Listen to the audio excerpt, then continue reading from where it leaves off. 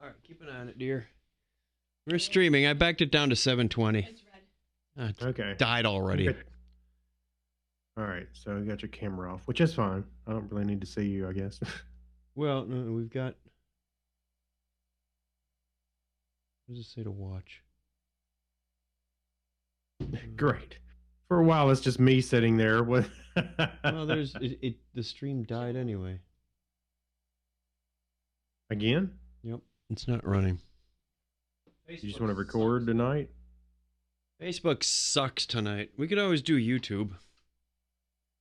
We're not going to have any live interaction, though. Happening now. Actually, start it on YouTube and I'll share the link out on our thing.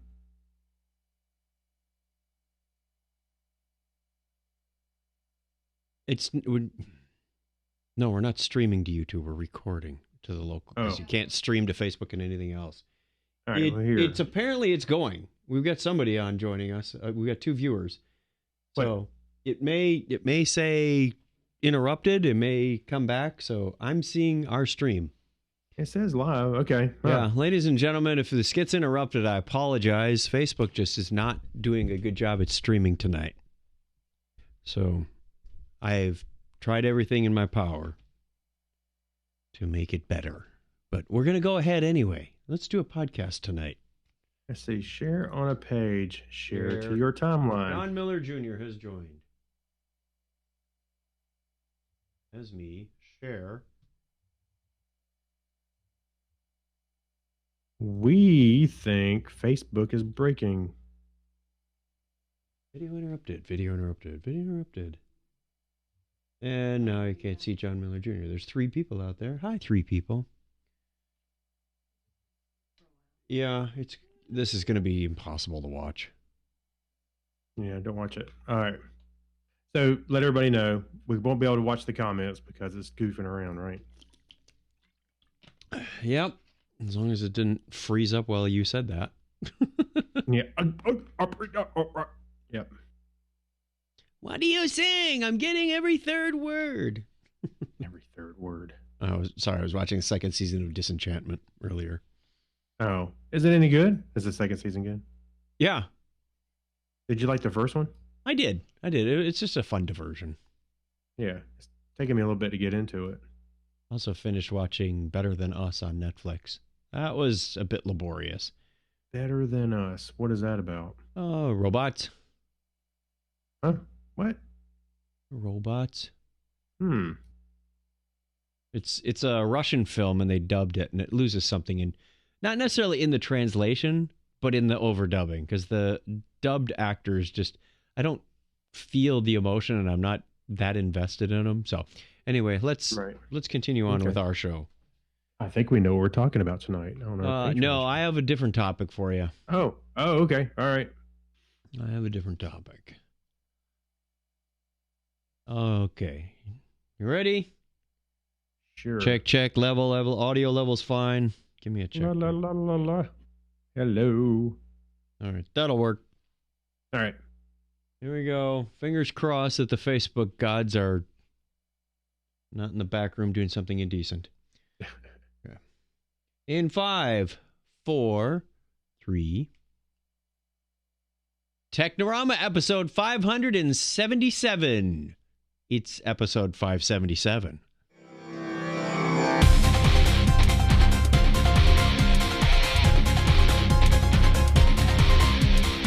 Hello and welcome to Technorama, the show that takes a lighthearted look at tech, science, sci-fi, and all things geek. If this is your first time joining us, welcome. Thanks for joining us. This is the podcast, like I said, all things geek. We have fun, we hang out, we find weird stories, we share them with you. Who's the we? Well, I'm Chuck Tomasi from sunny Phoenix, Arizona, and joining me just on the other side of that virtual table is my good buddy Craig Stepp. How are you, Craig? I'm doing well. How about you, Chuck? A little frustrated at the technical difficulties to get a podcast running tonight. Between walking in and the soundboard wasn't working. Oh, well, somehow the mute button on that channel got hit. Then it's just all over the place. Rebooting the router. Yeah. Well, look back at all the things we used to do back in the day trying to make a podcast work. So you know what? We've layered a lot of things on here. I was even tweaking with the lights because we swapped out some of the lights this weekend. You did? Okay. Yeah, I went to. We needed to get some new CFLs for the vanity in the bathroom, and they're really, really short. They're like tight coils of they'll go around like twice. Can't find them. Everything else is a little too long, and I don't want the bulb sticking out beyond the glass fixture.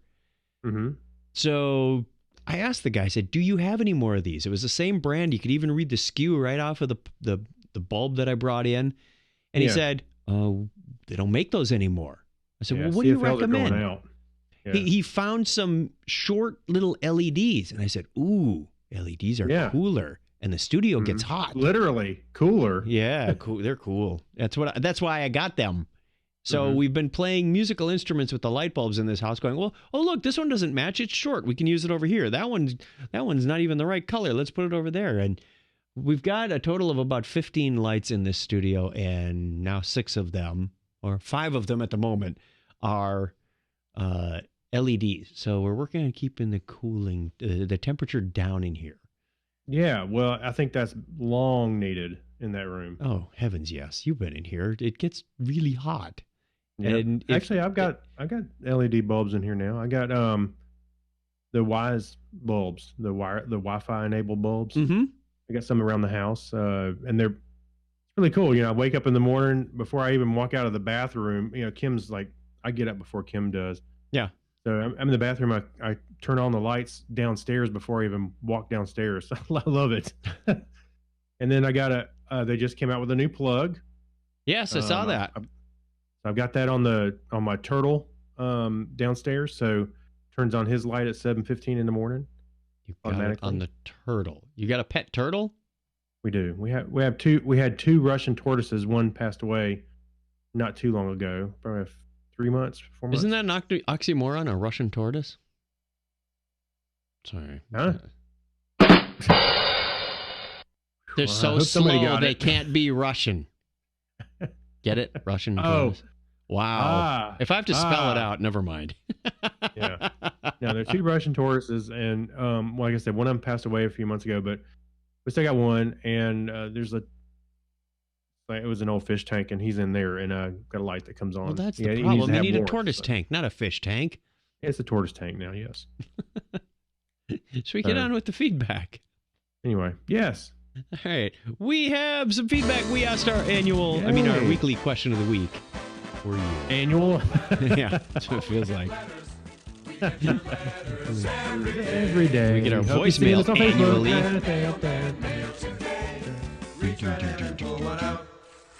Wow. No thanks, Facebook. I don't need a chat while I read these. Yeah. Oh, boy. Oh, boy. Ding dong. So our question of the week is, finish this. If I could send a 140-character message to my younger self, I'd write. And we got a lot of comments on this. Weber Baker started out with the obvious one that I thought of is buy into the Apple IPO. Right. Honestly, how much money did I have when I was a teenager for investing in stocks? $20. If you invested $20 in the Apple IPO. Well, it wasn't even $20 a share at that point, but I'm sure it went pretty low at some point. Wasn't it 16 or something like that when they started? They opened. The thing is, eventually you're going to need to exercise that stock, and you're going to pay a lot of taxes on it. So yeah, it's all fine and dandy to say, hey, I bought 5,000 shares of Apple when it opened. It's worth nothing till you sell it. So you can't really, anyway. Oh, here you go. It was actually $22. Okay, so $20 wouldn't have got you a share. Mike Will said, be true to yourself. You can still do weather without being a meteorologist. John Miller Jr. says, go to the gym and avoid your ex. She will cheat on you. Wow. Okay. Wait a minute. If you avoid your ex, you got to say avoid, don't go near that person and make her be your ex. Well, no, see, the thing is, she doesn't ever go to the gym, so that's where you go to avoid her. Oh, okay. Ishmael says, don't do that, don't do that, don't do that, yes, yes, no, yes. So he's giving a whole bunch of answers to random questions you don't know yet. Sounds like a life cheat code.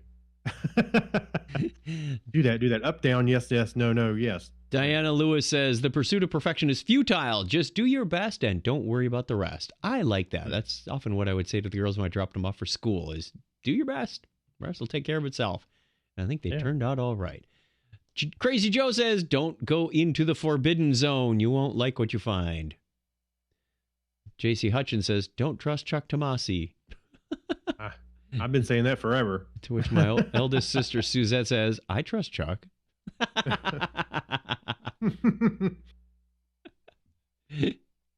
Nice. Oh, what else do we have? Clinton says, calm down. Oh, then we wouldn't have a podcast. Jay Langjen we gotta says, get wound up about something, don't you? Jay Langjen says, don't listen to that drama teacher. She has no idea what she's talking about. Oh, man, lots of good answers in here if you want to find out more. Let's see. Tiffany says, go to school and be a nurse. Now. Just turned out good for her. There is no spoon. There is no spoon. Michael Slobodnik, there is no spoon. My cousin John says, life is a marathon, not a sprint. Allow your definition of a success to change as you go because it will. Follow your passion and your skills. And I think he's pushing the 140 character limit there. I was going to say the same thing. Like close, but no cigar. Did you repost this or not this week? No, I did not. Okay. I was lazy. Well, thank you everybody who responded. The question will still be there.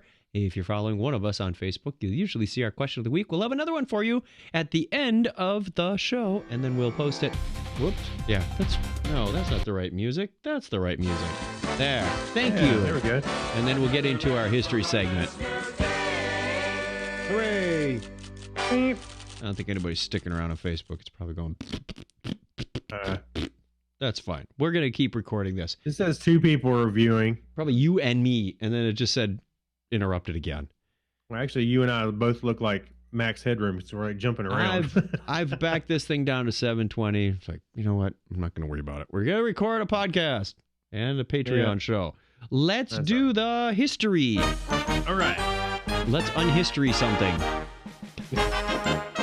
On this day in history for October 2nd, 2019, this is the 275th day of the year in the Gregorian calendar. That means, oh my, there's only 90 days left. We are inside that last quarter mark to the year. Oh. Yeah, you go do your Christmas shopping. It was on this date in 1535 that Jacques Cartier discovers the present site of Montreal.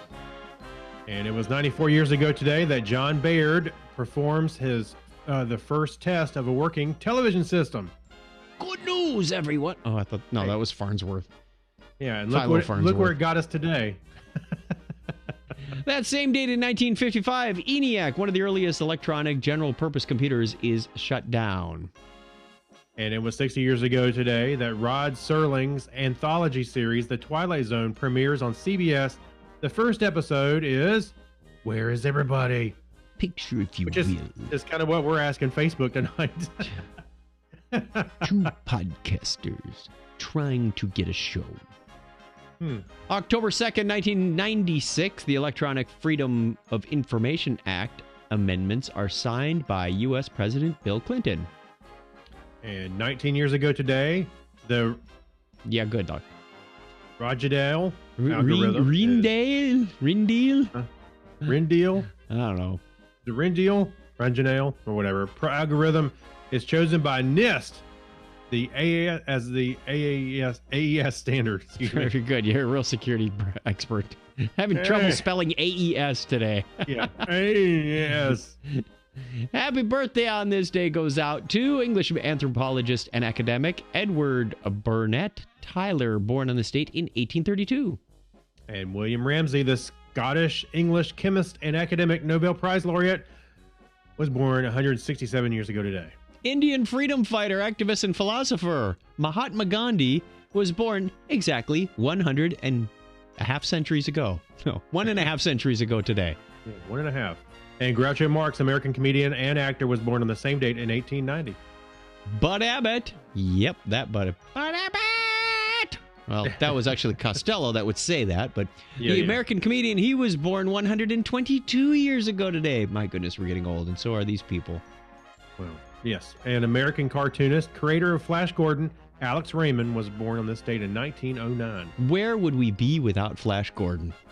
I don't know. He influenced a lot of stuff. Yeah, he did. I don't know. American chemist, occultist, and engineer Jack Parsons was born 105 years ago today. An American computer scientist and author, Werner Ving is born 75 Who years knows? They didn't give a nationality, so we're going to have to guess on that one. Yeah, Ving is born as 75 today. Excuse me. Also born on the same date in 1945, American singer-songwriter and guitarist Don McLean. Bye-bye, Miss American Pie. Yeah, and I was This Here Anakin every time Guy. I think of that song, I think of the Weird Al version. Oh yeah, bye-bye, This Here Anakin Guy. Right. Also turning 71 today is American actor and singer Avery Brooks. Wow, Who? 71. Just watching him earlier. He invented Cisco computer systems, right? He does the networking stuff? Yeah, he invented the Emissary OS. Or did he invent the Avery printing labels? Also born on that date, 1951, English singer, songwriter, bass player, and actor, Sting. That's it. Also turning 45 today is Canadian singer, songwriter, and guitarist Sam Roberts. Not that Sam Roberts. I was going to say. I had to throw that in. I have no idea who that is, but the name caught me. I'm like, Sam Roberts? Of course I'm going to put that in. And also, today is Stan Lee Day. October 3rd. Oh, is it? Yes. It says so on the Technorama calendar, which you can find over at chuckchat.com/Technorama. You can even subscribe to it if you want to get all these events for On This Day in History and much, much more. That's right. So, listener birthdays this week include just two. October 2nd, Adam Rumke, and October 6th, Joe Doe, John Derholt. Happy birthday to you.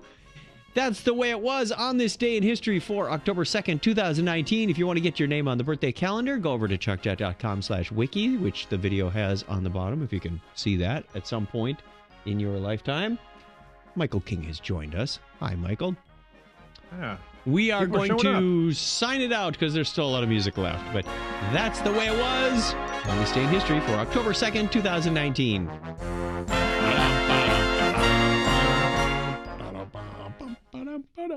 Okay. We have news, right? Yes. Good news, everyone! I love the reverb on that one. It's like way over the top. Of course it is. Yeah. We need a big speaker like the Blues Brothers on the top of your truck, and then I can just do that during the parade. You know what? I'm trying to figure this out. Okay, side note.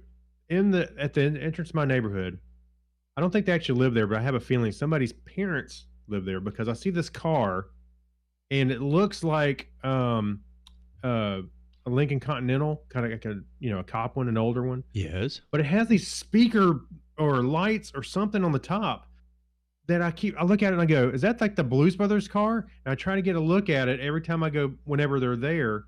I have no idea what it is. I got to look at some pictures. It's to scare the deer away. It makes an ultrasonic whistle when you go fast. Yeah, well, it's funny you say that because right in that area when I turned in last night to come from my parents' house, there was like 3 or 4 deer in their yard. Clearly, it doesn't work. But one day they attract deer. One day I'm gonna stop because I'm like, okay, I'm considering stopping and say, what is the deal with this car? Because I want to know. Anyway. You should bring a microphone. Because I'm wondering, is this like a cosplay thing, like doing the Dragon Con parade that I know of? Yeah, we pretty much see everybody because we're last. Yeah, we're last. Yeah. All right, Mr. Stepp, would you like the first article or the second? Yes, I'll do this first scary article a little bit. So China's new super camera can instantly pinpoint specific targets, and I emphasize the word targets, among tens of thousands of people. So scientists have unveiled a 500 megapixel cloud camera, I'm not sure what that means exactly, system in China that they say is capable of capturing the facial details of each individual in a crowd of tens of thousands of people, raising fears facial recognition monitoring could soon reach a new level. So the camera, which was revealed at China's International Industry Fair last week, was designed by Fudan University and Chicheng Institute of Optics, Fine Mechanics, and the Physics of Chinese Academic and Sciences. The It camera rolls off the resolution. tongue, doesn't it? Yeah, you need an acronym with that. So the camera's resolution is 5 times more detailed than the human eye, and it is also equipped with artificial intelligence, wonderful, facial recognition, real-time monitoring, and cloud computing technology. All this means it can detect and identify human faces or other objects and instantly find specific targets, even in crowded stadium. Zhang Zhen, one of the scientists who worked on the new technology, explained to reporters at an exhibition today, at the exhibition display.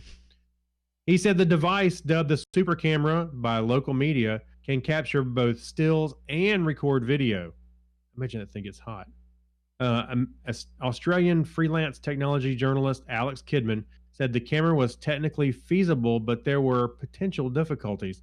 The challenge for the camera of this scope, especially in the cloud-led AI environment, is the quantity of data that is needed to shuffle around for identification.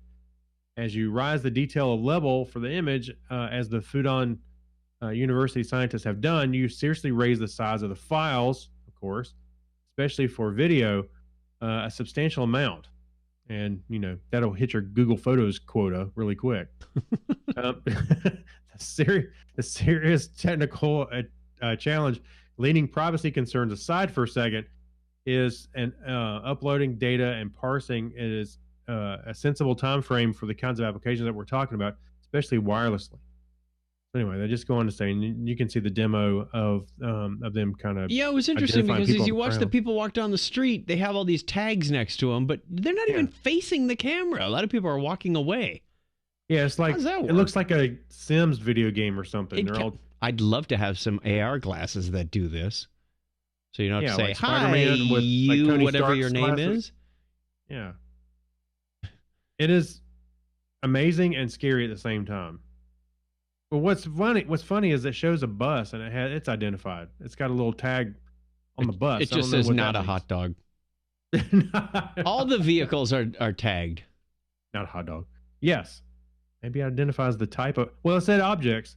About So the I'm only sure- thing I'm that's sure. not tagged is the road sign, oddly enough. I can't read the road sign from here. Huh.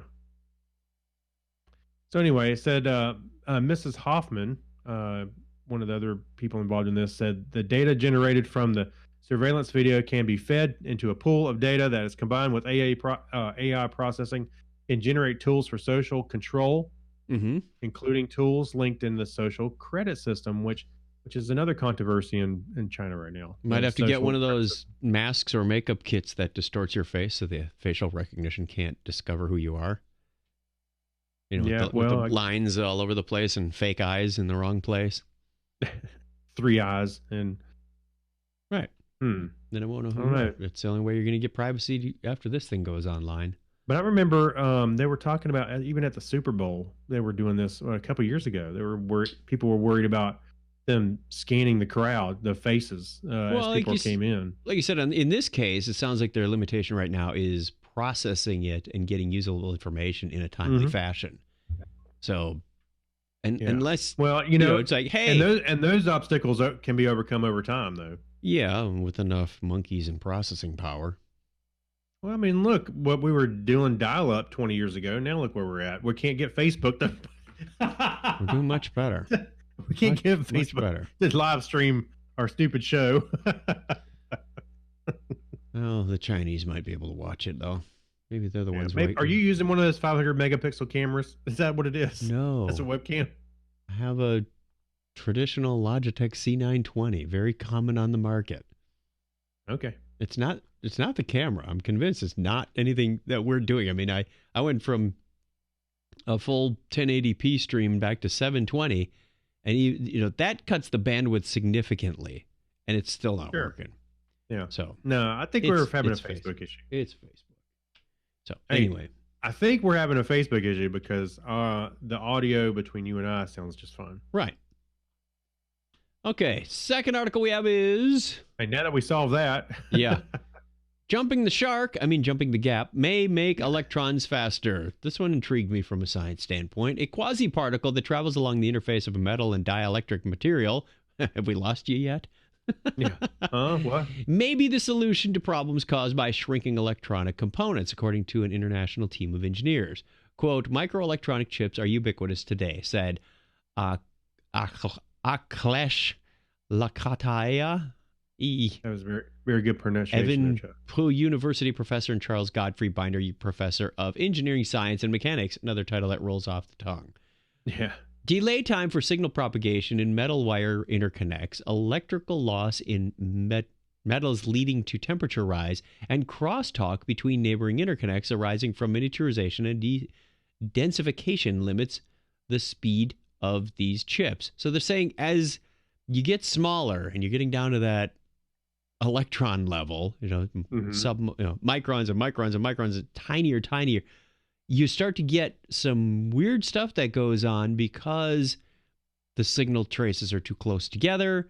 The time it takes to go through these, there's a latency. It's just, you can only push the technology so far before you run into real physical limitations of how this stuff works.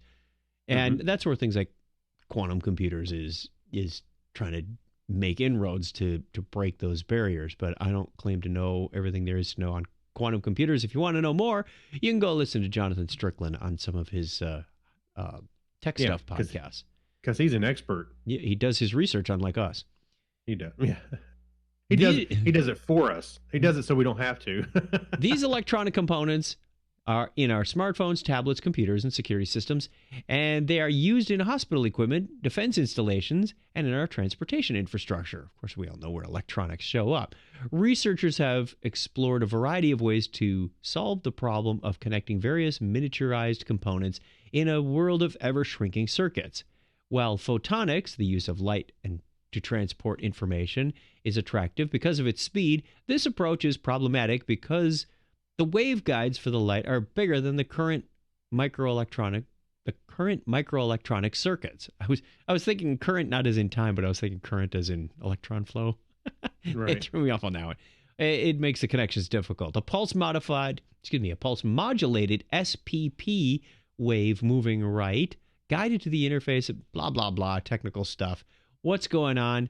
The researchers report in a recent issue of Scientific Reports that the signal can travel long distances without significant loss of fidelity, and that signals can possibly be transferred by SPP waves over several tens of micrometers of air in microelectronic chips.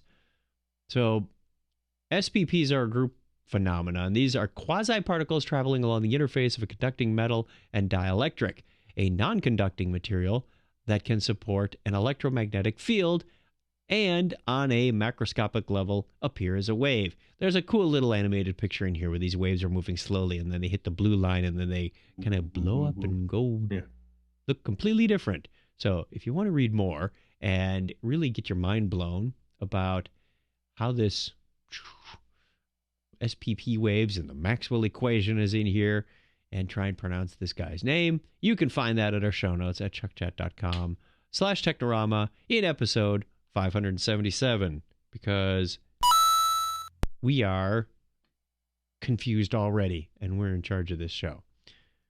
So we did find a news story. I can't remember who forwarded this to me on Facebook, but Craig said, I think we need one more story. And this one came up and I thought, this is interesting. We've actually been to this town, haven't seen this location, but we're all about renewable energy. Well, there are some parts that wear out and they can't be renewed themselves, which is a bit ironic. So, Craig, take us into the story. Okay, so in Casper, Wyoming, one wind farm in Glen Rock and two from Saratoga area have partnered with the Casper Regional Landfill to dispose of their old wind turbine blades, which is kind of weird. Those are the big, long ones. Sometimes you see them on the highway going down like really long trucks. Yeah, you usually see them in a big, a bunch of them in a field. Big field or on the side of a hill. Right. Well, they wear out like other things. Please continue.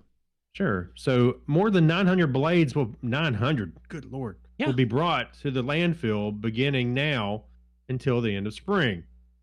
The Casper Solid Waste Manager, Cynthia Langston, said that though the most turbine blades can be reused, there are some that are simply unrecyclable. Because because 90% of the turbines are completely reclaimed, recycled, and reused. But there's 10% that is fiberglass. So those are coming to us from 3 different farms in the state. Langston said that though the motor houses can be crushed, the blades are too strong. So to save space, they cut each blade into 3 separate parts before transporting them, then stack them on each other to be buried. Langston said that Casper was the only facility in the region that could handle such a project. So Casper happens to be, I think it is, the biggest landfill facility in the state of Wyoming. These blades are really big, and they take up a lot of airspace, and their unlined area is very, very large, and it's going to last hundreds of years. Mm-hmm.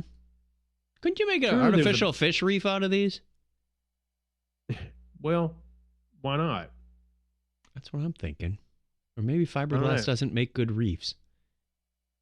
No, but surely you can remove the metal and stuff from the fiberglass part. There's no metal in fiberglass. No, didn't you just say it was different? The fiberglass ones are the ones they can't destroy. 10% of it is fiberglass. No, 10% of all the blades being made are fiberglass. Oh, excuse me. They said, though most turbine blades can be reused, there are some that are simply unrecyclable. I thought they were talking about the material. I'm No. sorry. I apologize. Yeah. Okay. Yeah. Well. Seems like there's what do you do with fiberglass body car parts and stuff? I mean, it's small enough you can crush them. You can't put there's not a machine made that will tear these up. Isn't that bizarre? Seems like there's got to be a better solution. This is an ugly side of renewable energy we didn't know about. Yeah, I mean, I guess the stress and stuff makes them unusable. I mean, just sitting there spinning around, I guess their own weight probably puts stress on the fiberglass. You'd think they'd last a little longer. Yeah, that's pretty amazing. 900 blades. And that's just 3 farms in one state. Where are the others?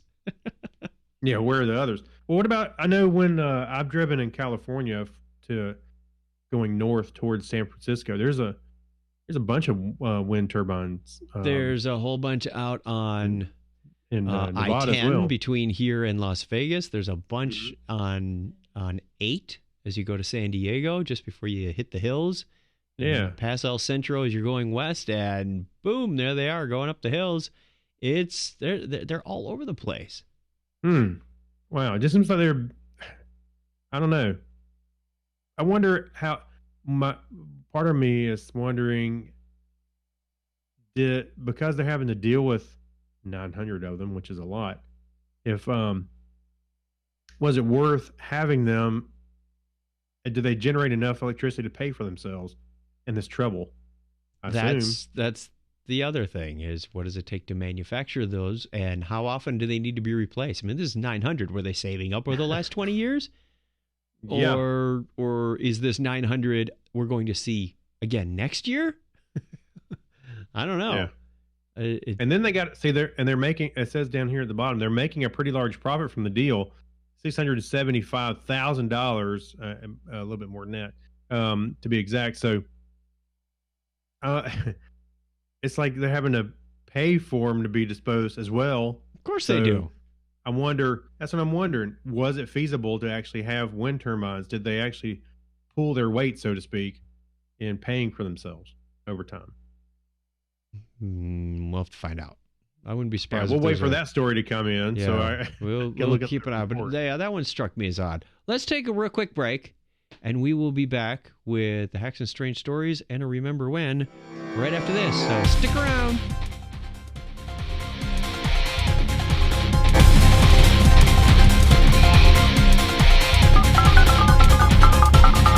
Hi, this is Grant Imahara from Mythbusters, and Myth Confirmed. You're listening to Chuck and Craig on Technorama. Greetings, programs. And applications. I'm Ben. And I am Keith, and we are the Two Gay Geeks. We are the nerds behind PG Geeks webcast, where we talk about sci-fi, comics, film, horror, Genre. you name it, we talk about it. morning at 6 a.m. Eastern. You can find us on iTunes, Blueberry, Spreaker, Stitcher, and iHeartRadio. Also, look us up on YouTube. And of course, we can be found at geekgeeks.com, where you can find not only our webcasts, but articles about other geeky goodness. So come along for the wildest ride in the potosphere.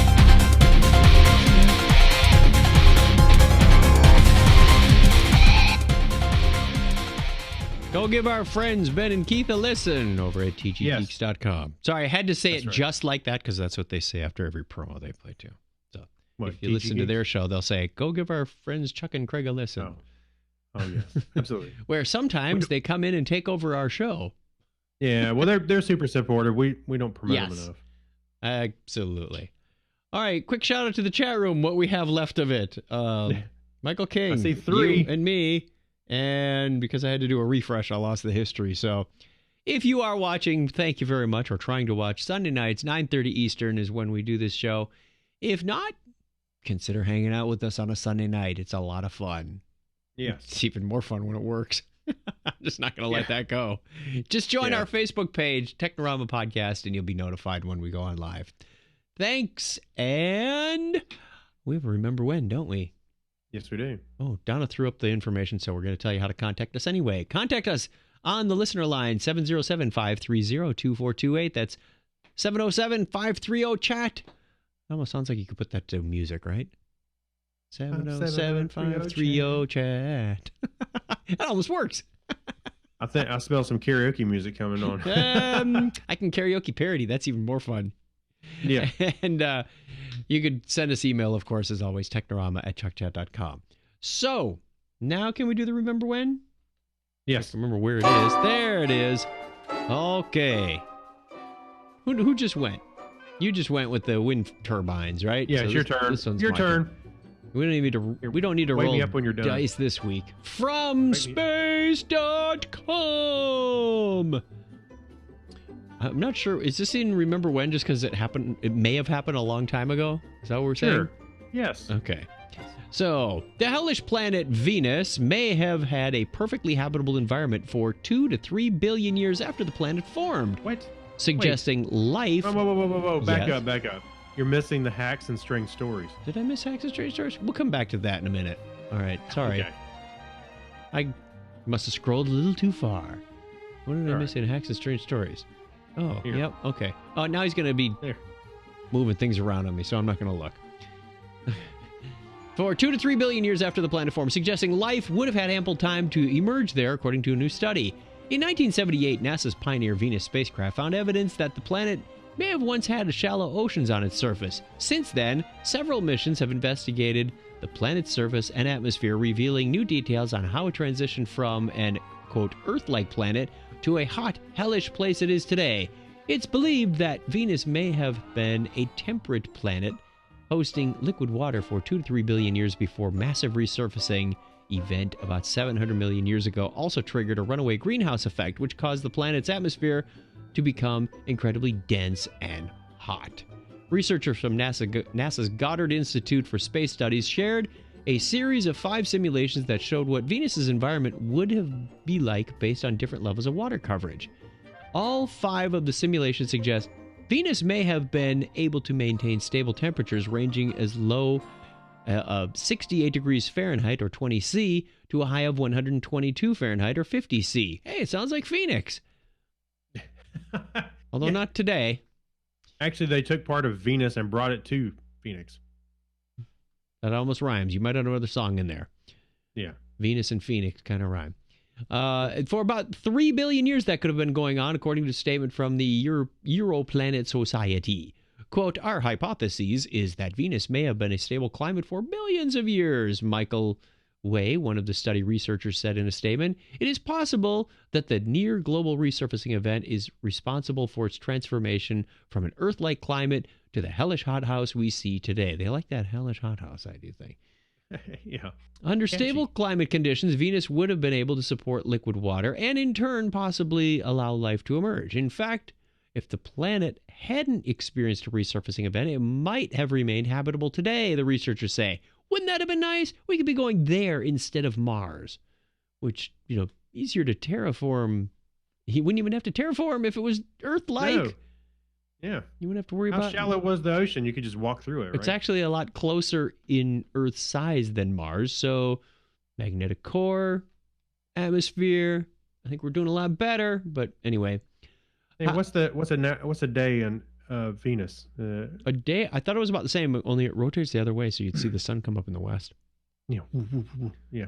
However, the resurfacing event triggered a series of incidents that caused a release of outgassing of carbon dioxide stored in the rocks of the planet. As a result, Venus's atmosphere, of course, became too dense and hot for life to survive, if it in fact existed there at all. Creating different simulations involved adapting a 3D general circulation model, which accounted for the atmospheric compositions as they were 4.2 billion years ago and 715 million years ago, and as they are today. So the model also accounts for the gradual increase in solar radiation as the sun gets warmer over the course of its lifetime. Yeah, that's probably going to contribute to something too. So lots of great information.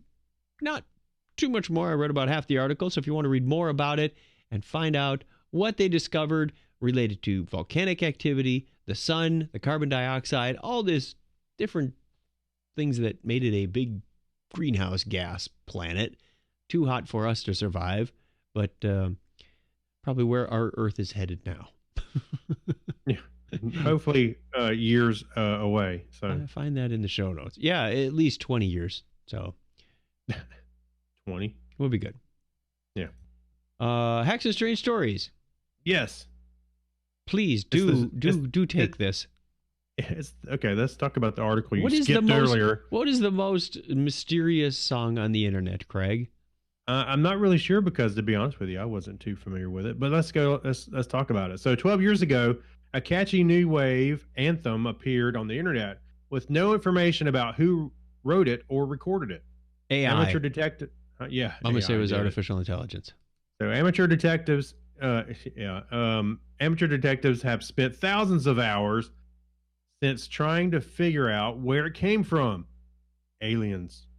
From aliens. Anyway, so with a little look inside the question that's been driving the internet crazy for years, which I'm not sure about. I like when they talk about things in total because I don't because we never heard of it. So the entire internet has not been driven crazy. You can't say the entire internet. It's like anyway, the entire internet may have been driven crazy by Honey Boo Boo. Yeah. So anyway, now you gotta get it out of my head. You're welcome. Thanks. With its rigid beat and dry, monotone vocals, the song sounds like a synth pop hit you would have heard in a dance club in the 80s. Yeah, the Cars. Yeah, it was a tribute to the Cars. Or at least in the 80s Spotify station. Close your eyes and you can imagine a music video awkwardly lip-syncing musicians, exploding light bulbs, foggy streets. It's familiar. The name of the artist or the band doesn't come to mind. That's because right now no one knows anything about it, who wrote it, who sang it, or even when it came out. And for about a dozen years, a dedicated gaggle of music obsessives from around the world have been searching for information about these 3 minutes of music. Throughout this quest, which intensified this summer, thousands of man-hours have been devoted to unearthing anything about what the zealous investigators are calling the most mysterious song on the internet. Of course, they need a catchy marketing title for it. Yeah. We're going to start calling all those man-hours. They could have solved cancer by now. We're gonna call this the most popular podcast on the internet. How's that? I thought we were. Well, we haven't been using that very well, have we? No, that's our new slogan. So best kept secret? What? yeah, the best kept secret. Technorama with 7 herbs and spices. So the hunt embodies every conversation anyone has ever had with a devoted music nerd, happy to share every morsel of information about an obscure song. In this case, one supposedly taped off a European radio about 35 years ago. It's the story of people longing for a community in a digital era because it's something bigger. Because the whole internet's talking about it. Everything about the song is mysterious, from the creation to the lyrics to where it played on the radio. says amateur detective McKill, MKLL, Mickle. who refers to Mickle. He's a cousin to Nickel. Who prefers to be identified only by his internet handle, of course. It is not too often that songs of this age are dug up, and the fact that the search has been happening for over a decade on the internet really made this case unique. Even if the case is never solved, it has briefly returned the pre-Google mystique to music. Set the sprockets appropriate. Set to this. Now wait a minute. If we don't know where it came from, then technically we could play it because there's no copyright on it. So I want to hear this. I've never heard this before. I'll do the Michael Butler thing. It's kind of got the, not Night Ranger. What am I looking for right there? The guitars. Got a beat.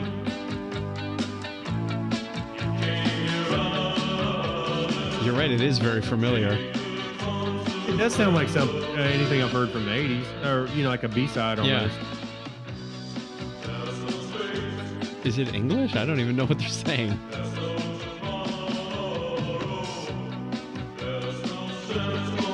Hey, you know what anybody's saying in the lyrics you do know? That's the fun of karaoke. Yeah. When you get to actually learn the words and go, no, seriously, is that what it said? I'm still baffled by the big hands thing. Big hands, I know you're the one. I think that's what he said. All right. If we are to believe what some fervent people involved, we may know where the story starts between 1982 and 1984. Darius S., who asked to use an abbreviation for this article to take a sake of privacy, says he was a teenage music fan in the town of Wilhelmshaven in the northeast coast of Germany. Like many of the pre-streaming area, he would record songs he heard on the radio to a cassette deck. Yes, we all have fun doing that. Yes. One of his go-to programs was Music für junge Leute, I think. Music for Young People on the German public radio station NDR1. One of those tapes, which was Darius calls Cassette 4. Or let's see. Gotta count in German on my fingers. It includes the new songs from 1984 by XTC, The Cure, and one of 25 cuts Darius deemed his unknown pleasures, in quotes. Songs he liked but knew little about. I used to record stuff like that. Just go, hey, this sounds cool. I'll record it. Yeah. And then sure. Sometimes it was popular, and sometimes you got like a one-hit wonder that was only around for about 2 weeks, never even made it on the top 40. And now I'm the only one who remembers that song because I would play it over and over on that cassette. You wear that one out. Yeah. You're the torchbearer. So he isn't. I haven't listened to XTC in a long time. I used to really like them. There is a lot of info on here, but I don't think they actually get down to the answer of who this is. No, I don't think they know. That's just it. Okay, so we're bringing it to your attention because it came to our attention. Wow, yeah, so now we can carry that on for another 12 years. And you know what? I think there's going to be a meme. Just put some words to it. This is a song. No one knows who we are. This is a song. Start the fire. It started on fire. Someone's going to fire us. My soul's on We're fire. going to get fired. Because no one's listened since. Anyway. Let's give a thank you to our patrons. Yes. Play something else.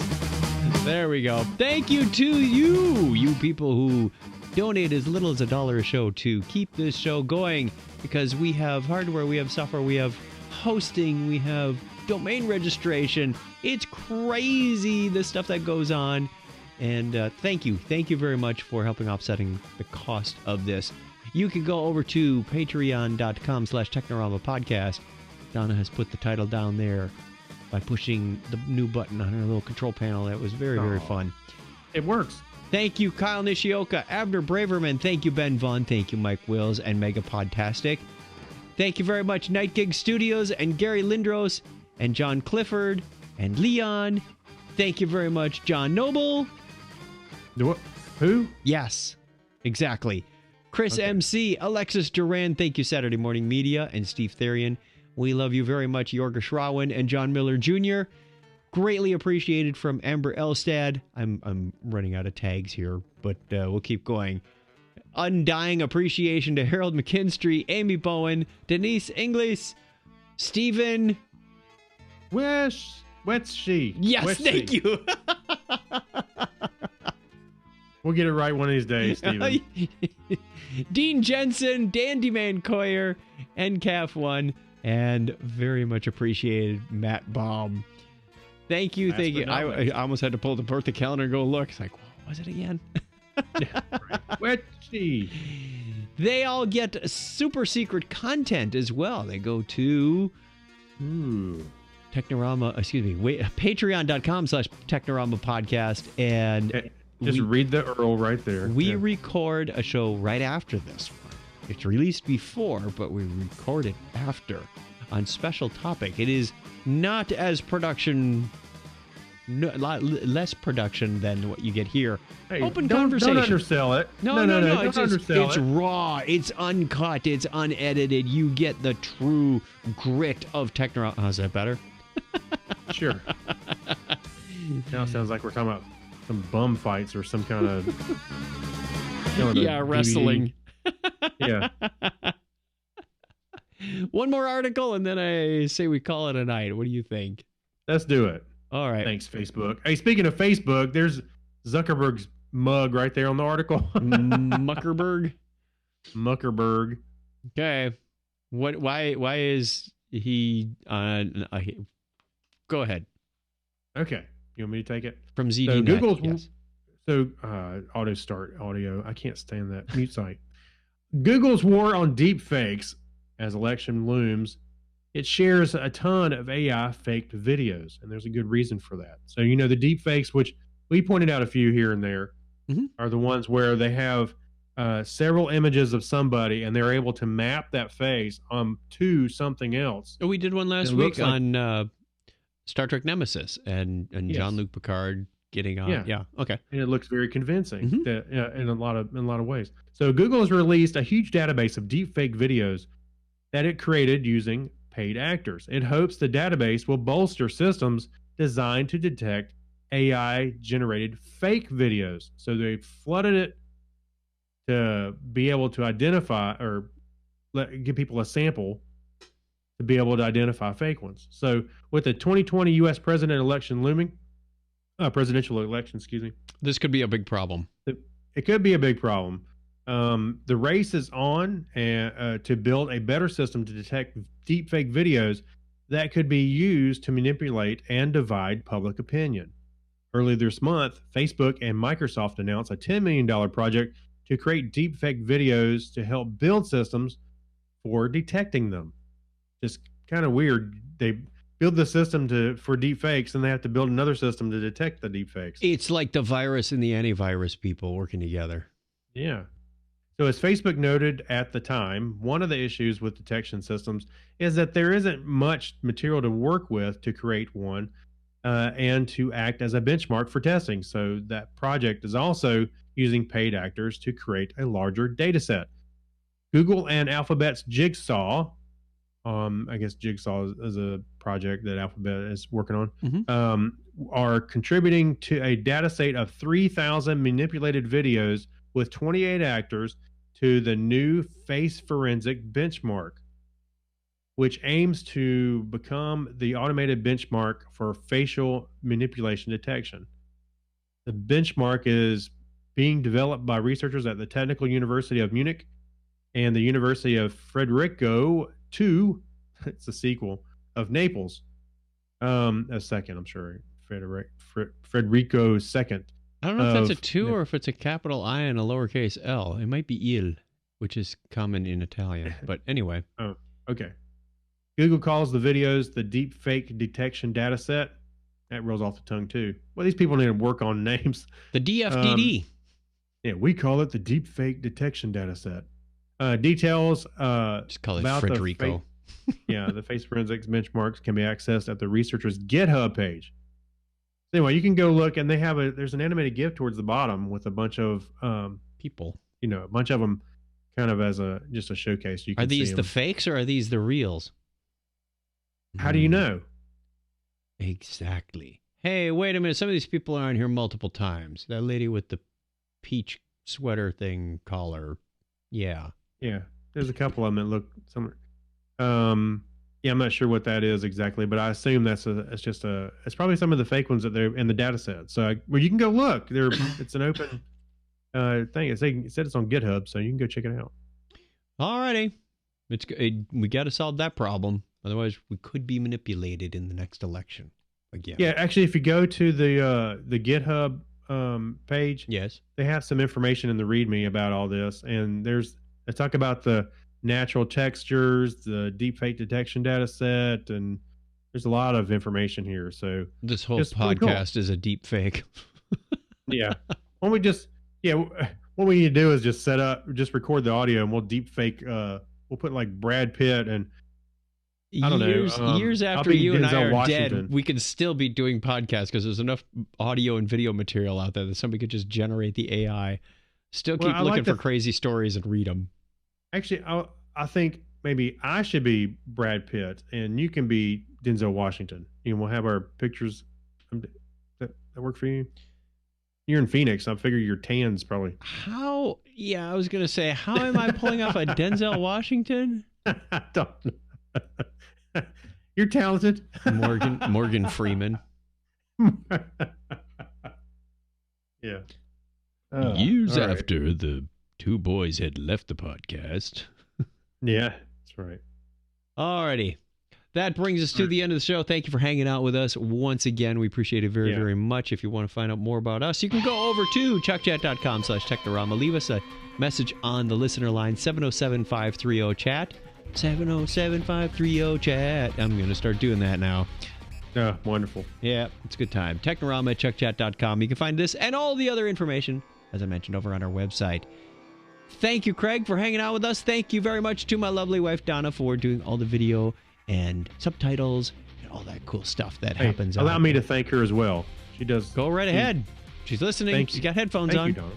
Yeah, I'm waving at you. Thank you, Donna. Smile, thumbs up. She's waving back, but doesn't have a camera, sadly. Doesn't want to be on the show. Oh. All right. Until next time, tell a friend about Technorama. And Craig, give us that traditional binary high five sign off. All right. 101, everybody. Bye.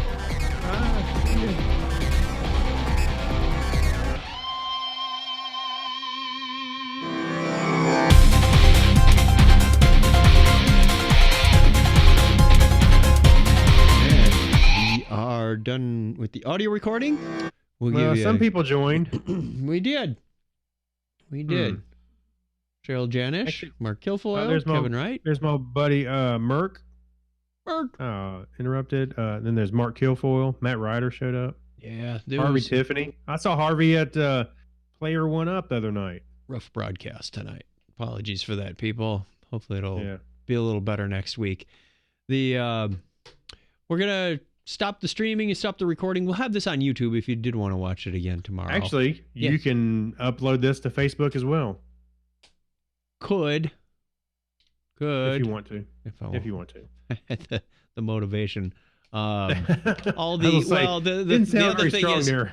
the other thing is I've had 2 weeks off of doing the live stream at work, and they've resolved all the blockers that were preventing me from doing that. So technically, I need to get back at doing the community thing. So I don't have to. It's not actually part of my job, but it's something I like doing, and I've got a boatload of material to share now that I've had 2 months off and worked on that karaoke app. I've even learned something this morning. Went, oh, I got to share that too. Yeah, right.